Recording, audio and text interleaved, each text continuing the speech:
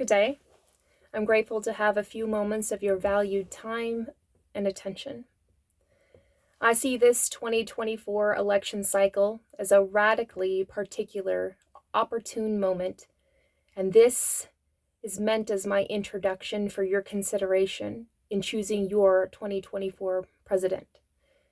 I see the office of president as the space of invention, revealing a course of expedient action to move the nation into a mutuality so that together we, the people, have a good relationship through the American identity. What I'm offering as a candidate is a brand of presidential leadership that offers a sense of knowing where we are coming from and a better direction going forward. More literally, this brand is a presentment of an advantageous route to equality, a safe haven for freedom, and a community momentum building progress on the consequential front of overall improvable quality of life for all of America. Doing so through the deeply personalized, multidisciplinary work of fostering lasting results of human-centric, resiliently woven, family-integrated state of well-being, all nurtured by and stewarded from a safe home space for all. 3 ways I would like to bring out the personal side of my brand of presidency while in the White House is, first, I'd like to broadcast a nightly story time with the president. Since I'm a lover of books and enjoy reading them out loud to inspire more people to become book-loving readers too, I want to create a special segment to share and catalog various genres of children's books. It is my sincere hope that this would go far to promote and encourage reading by everyone and bring levity to the nurturing human touch of my role. Number 2, invite challengers of all ages to take on an incentivized mission to create innovative approaches to stewardship in the areas of infrastructure, utilities, lifestyle convenience products and services, and those innovations that improve the lives of individuals, which can scale to help a significant amount of people. Making these regular public broadcast events of such challenges will inspire more productivity in America. I believe it can go far to give participants recognition, credibility, and traction for their projects. It will serve to raise public awareness about ways that America is looking to lead the way in stewardship productivity, all while creating things that will serve the public good. It warms my heart and gives me a great sense of pride to know I could show the enthusiasm of a president who, as a former specialty trim carpenter, I love to build things myself. Encouraging others to discover the sense of accomplishment, confidence, and esteem that comes with building something is something that also builds one's character. And when you are serving as a positive contributor and participant in the productivity of society, there is such an esteem that comes with that I believe everybody is not only has potential to access, but also deserves to feel. And number 3, I would love to foster pets so that they can be discovered and adopted into their forever home. See, I love animals, and I believe pets are a joyful inclusion to a family. I also know that there's unfortunately many unadopted animals in America. I would adore the opportunity to help loving pets find new homes. I see opportunity in partnering with shelters across America, bringing awareness to their organization while I host a foster pet from their facility that I can love and engage with until the animal shelter can find a forever home for them. I believe this will help control the pet population in shelters and enrich the lives of families and pets alike. Plus, I enjoy the idea of encouraging intentional growth of a family and the designing of a happy, healthy home around growth and love. Now, I am aware that it will take more than these efforts to rehumanize the role of president. I believe all my personal brand efforts will help bring government back down to the reality of life on the human level, operating on the hope that people will no longer see American government as something to be feared and not trusted, rather revered and respected and appreciated. Now, it is apparent right now that the state of the world is succumbing to faltering instabilities. In these challenging and unpredictable times, America needs to set our own house in order so we may be a beacon unto the world. And time is of the essence, shining an electric sympathy that brings everyone together individually and collectively on a united front. America can prove a way to work together to set things right.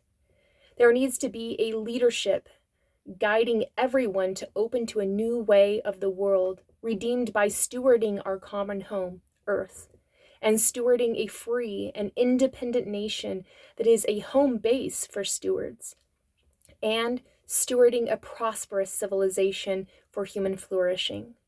Let America be that kind of leader. America has the potential to be a leader among nations as stewards of a better future. All it takes is a president to lead the nation into that role and nurture the development that solidifies the viable course to bring America out of uncertainty onto sure footing on a stable foundation.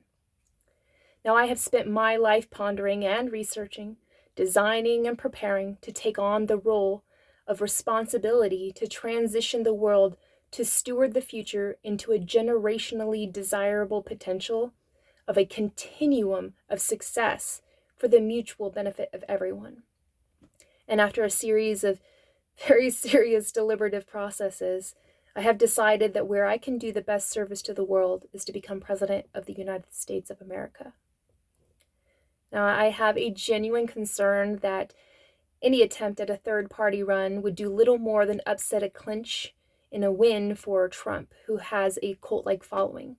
And I don't think Trump or Biden either can serve as president in the best interest of America, mostly because their policies tend to be as assorted and incoherent as their own speeches, and they seem beholden to something very personal, more than even their respective parties. And their reoccurring themes in their rhetoric reflect an agenda that has no real world potential to actually unite the country. What I feel, coming from a place of being a former caregiver for combat veterans, the cognitively impaired, elderly, and dying individuals, I look at Biden with the pity and sympathy reserved for someone with a vitality that just can't last much longer at keeping up with the increasing demands of the office of president. And it is my humble belief that America really deserves to not have the first female president, a feat that would be the historic moment of profound importance in America's destiny, to be brought in under the succession of a deceased president. I'm not saying that's the actual outcome that's going to happen. Excuse me. But I'm not okay with that outcome. Plus, Biden said it himself in the 2020 election that he was a one-term president, only running to edge out another Trump term. I do think that his party is operating on the belief that they must run again, because if not Biden, who has already defeated Trump once, then who could stand a chance? And Biden is increasingly becoming combative in his political rhetoric. Out of one side of his mouth, he's calling for unity, and on the other side of his mouth, he's talking down at people and policies not aligned with his objectives. Hardly evidence that he's capable of uniting the country. And as a free and independent individual with distaste for fear-mongering dictators and those who grasp for power with a liking for vindictive politics, I look at Trump with pity and disappointment, mostly in his disregard for the rule of law, since his duty as president would be to preserve, protect, and defend the Constitution. Trump has publicly called for acts to subvert the Constitution with the tone of one who has no respect for the consequences of his words or his actions in any regard. His intent seems set on making his next administration into a more focused effort of wielding power over people to ends that neither lead the people nor empowers them. And I am not okay with that outcome. Plus, Trump is constantly taking action on his ego's worthless defense. That gets him into trouble, even legal trouble. Take, for instance, the defamation lawsuit he's currently appealing while repeating offense. Could that ego tendency not prove deadly if left to those devices he is faced with a decision regarding nuclear war? And Trump is desperate. Like an animal backed in a corner, there's no way to predict what he might do. And that is a very dangerous footing for someone to be entrusted with the enormous responsibility of president. I don't believe America deserves to suffer the consequences of another administration by either of those candidates. All other persons who have publicly announced they are running have zero traction capability in their character, campaign platitudes, policies, nor their general public reception. And I know that it would take a force of change of great magnitude to shift the tides and draw in votes from Trump and Biden both to such a degree that a third-party candidate could actually win and unite the country in the process. I believe I have what it takes. Now, I'm not affiliated with any party, nor have I ever been. My family is made up of liberals, independents, Democrats, and Republicans. And I love engaging each of their political positions with the consciousness of one who has spent her entire life believing she had the makings of the first female president. Now, I have a plan of action for a beautiful revolution in America, and America needs to know about it. I respect what we are currently trying to do, and I believe that America needs to know that there is a better alternative. It's unfortunate that in these modern times, government and politics doesn't matter more to people. I understand many reasons why. Politics has quickly become a nasty business of tribalism rather than logics. I hope to bring good fortune into the political realm with an offering that directly engages the public in an inviting way so they become fascinated by politics and curious to know more and encounter the political realm by personal involvement in a positive way as change makers for an America we can all be proud to be part of. I have a brilliant idea for campaigning, and though it will take a lot of money that I don't have, a lot of influence that I don't have, and a lot of public support that I don't have, and a lot of people backing me that I don't have. But if I did have those things, what I'm suggesting is a mold-breaking, paradigm-shifting, needle of progress moving, out-of-the-box thinking, socially and civically engaging first impression. A direct in-the-community encountering, an engagement with the sort of administration and policies I would have expanded on and implemented at full scale across the country once in office. Also, I intend to make a campaign known throughout America by fostering a direct line of communication with local newspapers and radio stations and news stations, because to me, they represent the places that matter most, the communities. This intended approach is because I believe that journalism represents an unofficial branch of democratic government, since journalistic integrity-bound free press is a keystone to an informed, engaged, and conscious public. And I would like to utilize my platform as an advocate to reinvigorate the platform of journalism and encourage the public to read the newspaper. It is important to me to care about what is happening at a local level, then at a state level, and lastly at a federal level, because a public that is informed by a bottom-up approach to information, starting close to home and then expanding out to an ever-widening area of interest and concern, are more likely to be concerned and engaged and involved in event happenings and feel empowered that they can start small and think big to make things better for everyone. I think traditional campaigns are boring. I think traditional politics is boring. I think government is a source of boredom, and because of this, it causes behaviors of disassociation within civics among an increasing amount of the American population. I believe politics and government can be made to be a fun source of engagement for all people, one that is constructive, not destructive, positive, not negative. My intent is to not impress myself upon people, rather leave them in wonder about what I mention. My view on leadership can be summed up by this quote by Rosalind Carter. A leader takes people where they want to go. A great leader takes people where they don't necessarily want to go, but they ought to be. Now, my inspiration of becoming president has come from my interest in presidents themselves.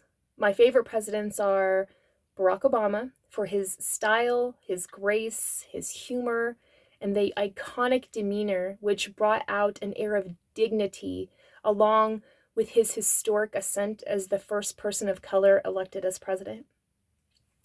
Then there's President Jimmy Carter for his commitment to the humanities and the human side of politics, with special emphasis on enduring respect for President Carter and his late wife, Rosalind Carter, whom dedicated their lives to service and amazed the world and me with their devotion to building homes with Habitat for Humanity long into their old age.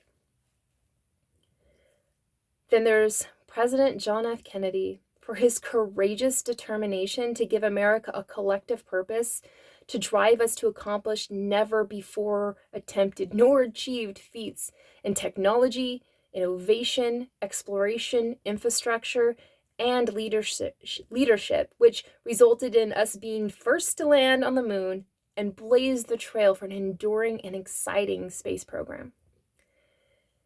And then good old President Abraham Lincoln for his honor, respect, courage, sense of duty, and humility that forged an ever more perfect union and a path for peace, giving a hope of freedom for slaves and ultimately all persons of color, all from within the fires of conflict and the inferno of war. And then one of my most personal favorites, President Thomas Jefferson. I'd rank him probably my second favorite. There's something uniquely special about him and his way to weave words into a beautiful fabric of creation. There was something about his pre-presidential contributions to the Declaration of Independence and the Constitution as a founding father that created the greatest nation ever conceived.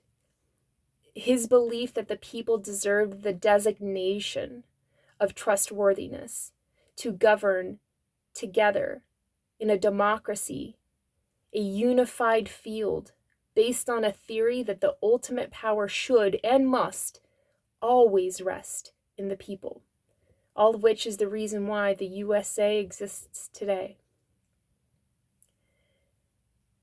And of course, President George Washington for his pre-presidential actions and his gallant role on the battlefields, fighting for independence under the most difficult of circumstances in a war that he somehow managed to hold it together and to endear the confidence of men who fought under extreme conditions with so little provisions and endured fighting to the brinks just to secure our future.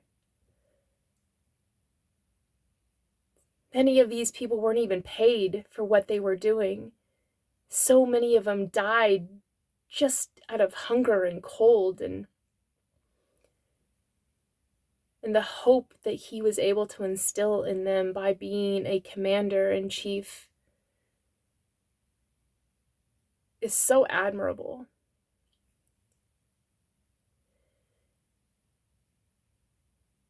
Then while in his presidency, Washington represented a foundry in which the dignity, respect, authority, and legitimacy of the head of state would take form.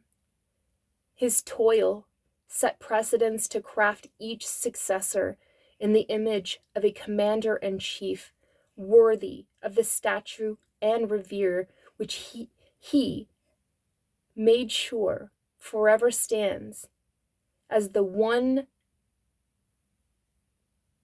person in the one role, the role of the president, a role model, giving a source of pride to the nation, a position that delineates and defines America's president and America as a nation to be a beacon. The president is a beacon of resolve unto the world, and America is a beacon of hope unto the world, both shining as a promise of a regenerative hope in a government of the people, made for the people, shaped by the people. Now, I believe that I will make for an extraordinary president in my own right, representing the average citizen in a democracy made up of the majority of average citizens, and a woman with a heart that sings for the hope of a better world and carries the tremendous blessing and burdens of compassion and sympathy for the human element, the human condition, and the planet, with a deep well of determination to improve the destiny of humanity. My ultimate desire is to be a leader of the free world, and it is grounded in my soul print value that has contracted my life to be in service, to help actualize the extraordinary potential of the world and America in such a way that includes everyone in the endeavor, so that together we can joyfully co-create and steward a nation and a planet worthy to call home. Ultimately, I have committed my life to a single mission, inspired by the Buckminster Fuller Institution, to make the world work for 100% of the people here, starting with America, my home, in the shortest possible time through spontaneous cooperation without ecological offense or the disadvantage of anyone. Now I see a clear path to achieve that mission by becoming President of the United States of America. And that will be my agenda moving forward. Regardless of outcomes in the election, if I do not become president, I will endeavor in this mission as I see a clear path forward through an auxiliary free market approach. So I will still be in service to co-creating an extraordinary future for America. I think this radiates a sense of hope that the rest of America and the world can recognize, one that reveals those in power are neither too big nor too powerful to fail. And so if there are not enough readily engaged citizens prepared to step up and serve this country in the role of stewarding our democratic republic, then we risk losing everything that we hold dear to a failed government. As I believe our mission is intent to not let that be America's fate, I would be honored for you to join in that effort with me, selecting me as a third-party candidate. Now, I place my strong intuitive inclination on us standing together in honorable service to this nation, together, shaping a mindset of responsibility for outcomes, complemented by the spirit of intent for administration. And I have confidence and faith in us. I understand what it takes to get America back on track, and while I don't agree on all policy directions or stances, I have confidence and faith in my ability to unite parties. For all potential running mates and the selection of other members of the administration, I have a strict protocol for determining trustworthiness, and I am open to invite those to meet this challenge, those who exemplify the inherent character of one who honestly loves this country and people and the planet, with enough loyalty to want to play a supporting role in their collective stewardship. I believe in real possibilities of transformation from an ideal to be hoped for into one that is actually realized. I believe in following through on commitments.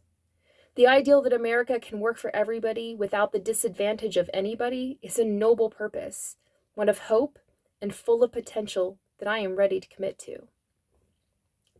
If provided the true opportunity, I believe that America can work for everybody without the disadvantage of anybody. I believe in America's promise, if we provide true opportunity, that human ingenuity can make anything a reality. Now, it is a significant undertaking, what I am proposing here, and the challenge will be met at every advance.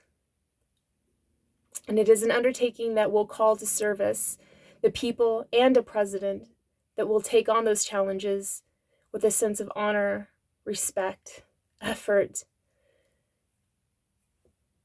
privilege, and commitment to take on the challenge. I know I'm made for being such a president because I understand that all hope rests on one simple truth. I can't, but we can. So thank you for your valued time and attention. Be well.